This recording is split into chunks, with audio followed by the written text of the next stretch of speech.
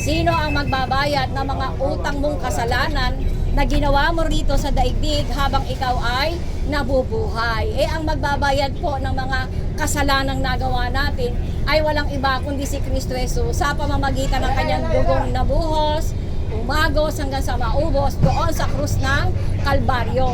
Yan po ang kadakilaang ginawa niya. Yung po tinatawag na Great Exchange kung saan siya na po ang umako ng ating mga kahirapan.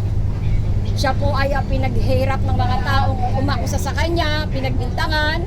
Siya po ay ginulpe, binugbog, dinuraan. Siya po ay minura, nilait.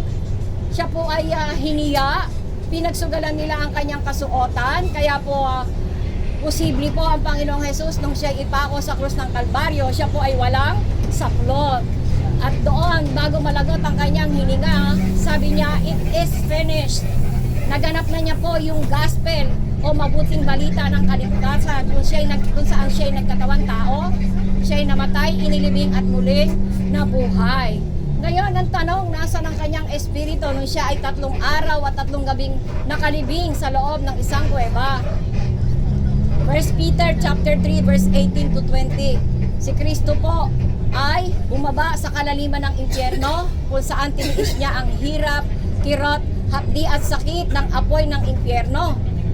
Ganyan din po yung ginawa niyang paghihirap, pagtitiis sa hapdi at kirot ng krus nang siya ay ipako rito hanggang sa siya ay mamatay. 3 araw, 3 gabi ang ginawa niya po sa loob ng impyerno. Tiniis niya yung mga hirap at pagdurusa na dapat tiisin natin kung tayo ang mapupunta doon. Pero sa mga sasampalataya sa kanya, hindi na po mararanasan ng kahatulang mapasok sa apoy ng impyerno. Kaya po, ang ginawa niya po, may mga nakabilanggong espiritu po doon sa loob ng impyerno na kung saan hindi na sila makakaalis doon. Lahat ng bagay na nakikita, pansamantala lamang, nasisira, nabubulok, pati ang tao. Ngunit yung nakatirang kaluluwa at espiritu sa loob ng katawan ng tao, hindi po yan nasisira, hindi po yan nabubulok, yan po yung hahatulan. Kaya sabi po niya, nakatakda sa tao, mamatay minsan, pagkatapos ay paghuhukom.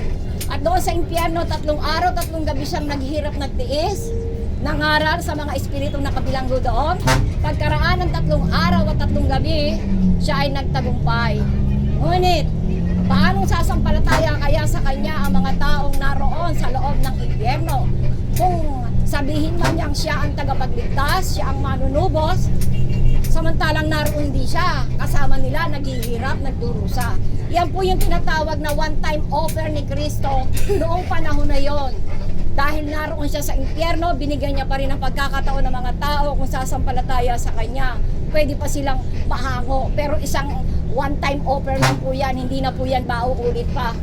Dahil tapos na po ang kanyang kalagayang pumunta ng impyerno, isang beses lang po yun.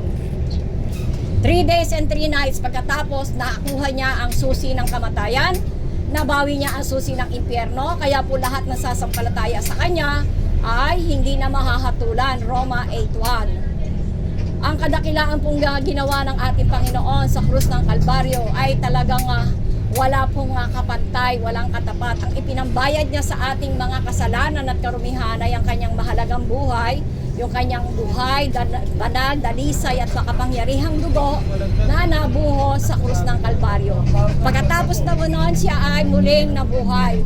Yung kanyang katawang patay habang nasa loob ng kuweba at yung kanyang espiritong umakyat na doon sa kalaliman ng impyerno, isinanib na yan sa kanyang espiritu, sa kanyang katawan, at siya ay naging immortal. Hindi na siya maaaring mamatay, nakaupo siya sa kanan ng Ama at siya ang namamagitan sa mga taong sumampalataya sa kanya. Ganyan po kadakila ang ginawa ng Diyos para sa iyo. Laki ng pag-ibig niya sa lahat ng tao.